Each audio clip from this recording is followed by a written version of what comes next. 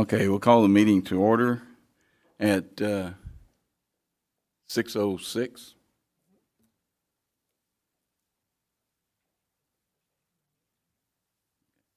And the first item on the agenda is the swearing in of members, and Martina McNichols. Yep, there you go. So we're going to swear in your new member first, because that way, then you can do your roll call and go through everything else, and she's part of the acting board by that time. So, Martina, if I can get you to stand and raise your right hand and repeat after me. I state your name. I, Martina McNichols, Do solemnly swear do solemnly swear that I will faithfully execute that I will faithfully execute the duties of the office the duties of the office of the Manvel Zoning Board of Adjustments of the Manvel Zoning Board of Adjustments of the State of Texas, of the State of Texas, and will, to the best of my ability, and will to the best of my ability preserve, protect, and defend preserve, protect, and defend the Constitution and laws of the United States the Constitution and the laws of the United States and of this state, and of this state, and the charter and ordinances of this city, and the charter and ordinance of this city, so help me God. so help me God. Perfect. Sign it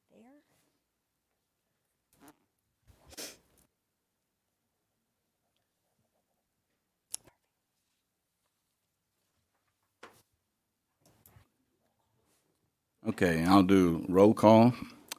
Position 1, Martina McNichols. Present. Position 2, Ronald Keels, that's me. Position 3, Marianne Atkinson. Here. Position 4 is Ralph Lopez, and he'll be coming in late. In position 5, Kim Bickham. Present. So we have 4 out of the 5. Stand and do the pledge. I pledge allegiance to the flag of the United States of America, to the republic for which it stands, one nation, under God, indivisible, with liberty and justice for all. Flag, I pledge allegiance to Texas, one state, under God, and indivisible.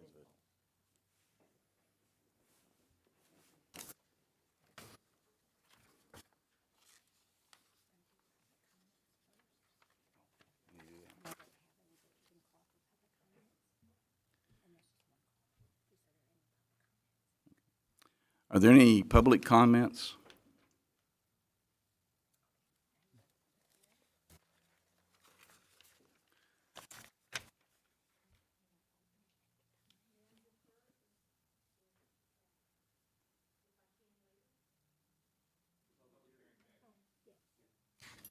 Okay, we'll go to the public hearing and open it at 6:10.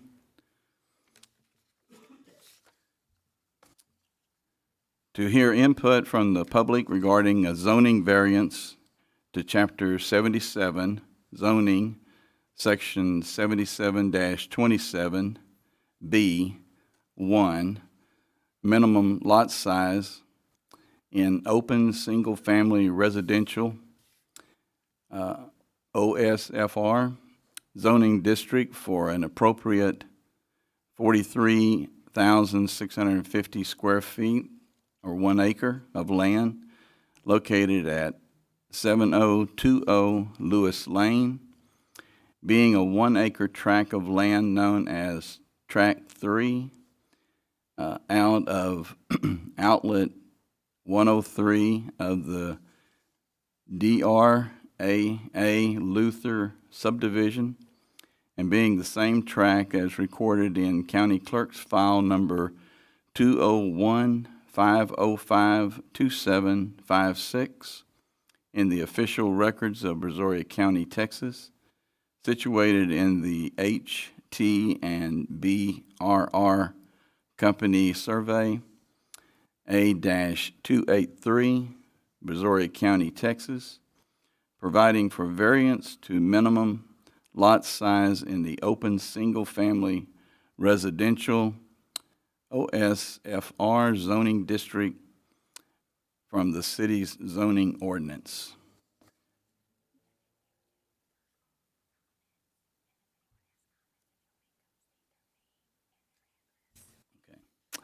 So I'll do first call for public comments.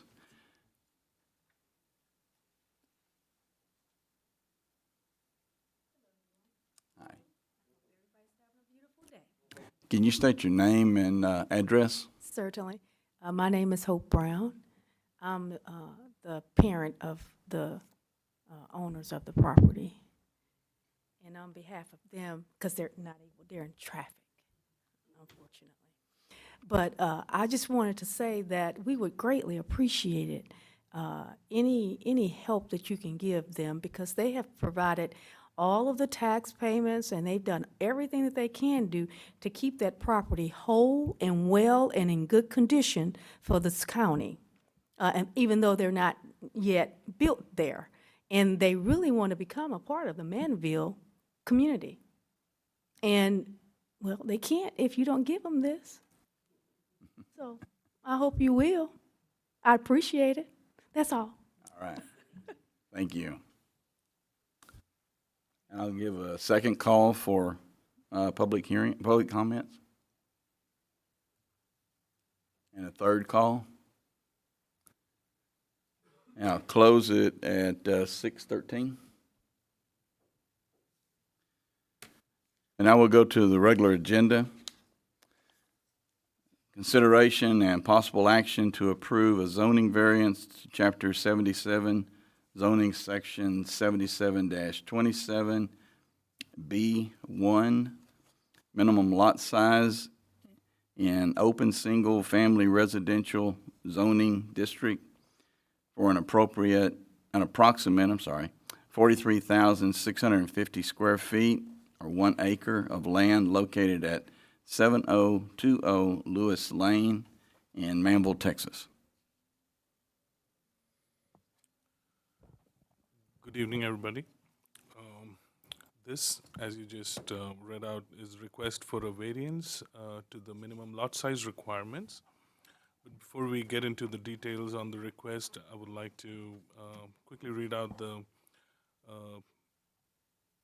variance-related criteria as provided in the Manvel Code of Ordinances, Chapter 77.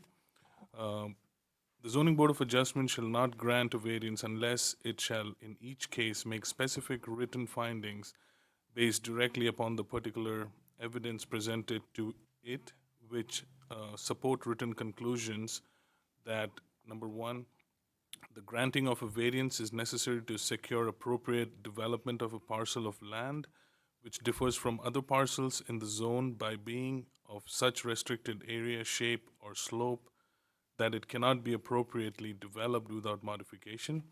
Number two, the granting of a variance will not be materially detrimental or injurious to other property or improvements in the neighborhood in which the subject property is located, nor impair an adequate supply of light or air to adjacent property, substantially increase the congestion in the public streets, increase the danger of fire, endanger the public health, safety, and well-being, or substantially diminish or impair property values within neighborhood.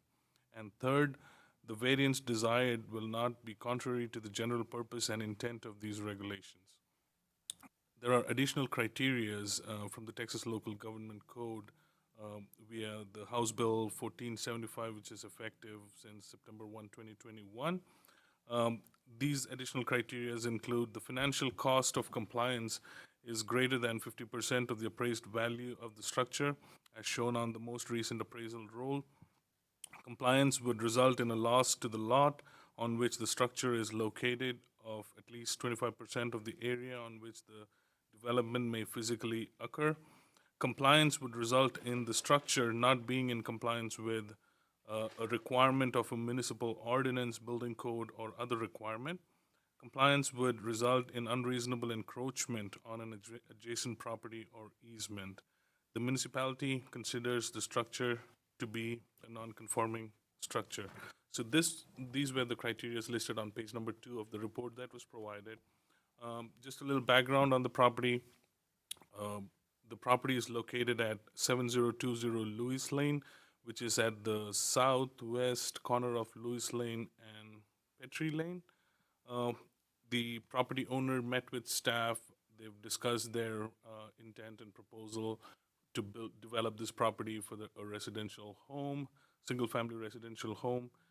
A copy of the site plan is included in the report, which shows the approximate location of the home on the lot. Um, the property is zoned open single-family residential, which allows for the residential use. Currently, the property is 1 acre. However, Lewis Lane is identified as a major thoroughfare and requires a minimum of 100-foot right-of-way width.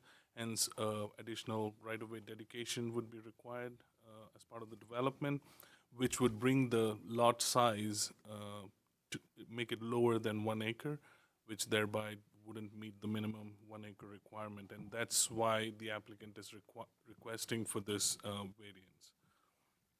So, if we take a look at staff's recommendation and the discussion in the report, it basically tracks the variance criteria. Since the reduction in the lot area is because of dedication, a lot of these criteria wouldn't apply, but I would quickly go one by one. First criteria is that the granting of a variance is necessary to secure appropriate development of the parcel. As you know, the applicant doesn't own any other adjoining tract, so they cannot expand or add to their existing property. So the granting of a variance is the only way they can develop the property without it being a non-conforming development. Number two, the granting of a variance will not materially be detrimental or injurious to other property or improvements in the area. As you can see, the reduction is not significant. It's 0.9242 acres after this right-of-way is dedicated. So since the reduction is not significant, we don't anticipate any detrimental or serious damage to the neighborhood or negative impact in terms of public health and safety to the neighborhood. Therefore, granting the variance appears to be conforming to this particular criteria. The third criteria is the variance desired will not be contrary to the general intent of the regulation. So again, the same fact would come into play. The reduction is not significant, it's very little, and at the same time, it is also, the reduction is happening because of a right-of-way dedication, the intent of which is to make things better for the area and the community as a whole. So therefore, this criteria also checks out. In terms of the additional criteria related to financial cost, loss in lot area, loss of compliance, if you go by it one by one, first item is the financial consideration cannot be taken into account since the property owner does not own additional property to obtain the required 1 acre. Number two, the loss of 25% of lot area to comply with the minimum required 1 acre lot area cannot be considered because the property owner does not own additional property to obtain the 1 acre again. The property is vacant and there are no structures on the property, therefore the loss of compliance with city ordinance or building codes wouldn't apply in this situation since there's no existing structure. And the same would apply for the next two criteria as well. So based on these about discussion, staff is recommending approval of the requested variance. I would also like to mention that the notice was given for the public hearing and letters were sent out to property owners within 200 feet. We had a couple of phone call inquiries about what the variance was. Staff explained to them the details on the request and we didn't hear any opposition on it. We also haven't received any written opposition or letter of support on the application. The report includes exhibits such as the zoning map, the major thoroughfare plan, which identifies Lewis Lane as a major thoroughfare. We have a copy of the survey, which identifies the property as 1 acre currently. A copy of the site plan is included, and some additional exhibits like the vicinity map and the application form is included. The applicant is finally here. If you would like to hear from the applicant or if you have any questions of staff, we'll be more than happy to answer those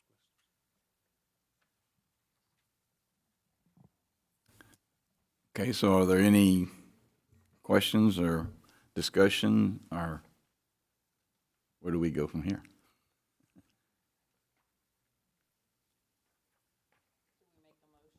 Well, correct. The variance is before you. A motion and a second means that the item will actually come before the governing body. You'll vote, we would need 4 out of 4 votes to approve it. So it would have to be a unanimous decision because we don't have all 5 members here. And again, what's important to note, which Joe's read, is the standard that you're supposed to apply. Variances are not automatic, but there's some special circumstances and some other stuff that is in the report, but Joe's also put on the record for you that that's the standard you're supposed to apply in considering this, and like Joe said, staff is recommending this. I just have one comment in reference to the zoning map and the aerial map, in reference to Pine Street. It needs to be updated once everything is finalized to make note that it is Pine Street instead of, I guess it's Petrie? Petrie Lane? Instead of Pine Street? Okay, thank you for the clarification.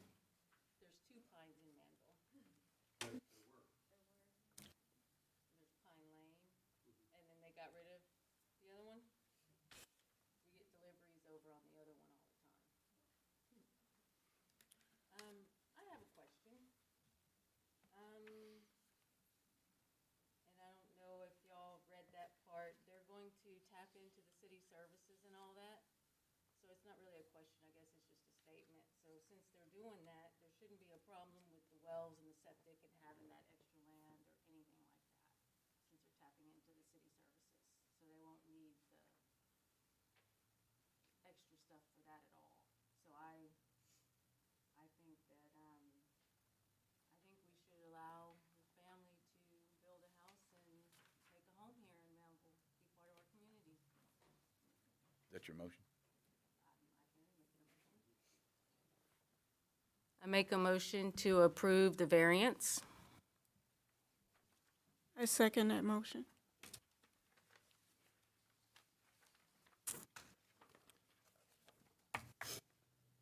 Okay, we've got a motion to approve the variance and a second.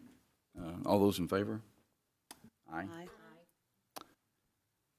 All 4, so motion passes.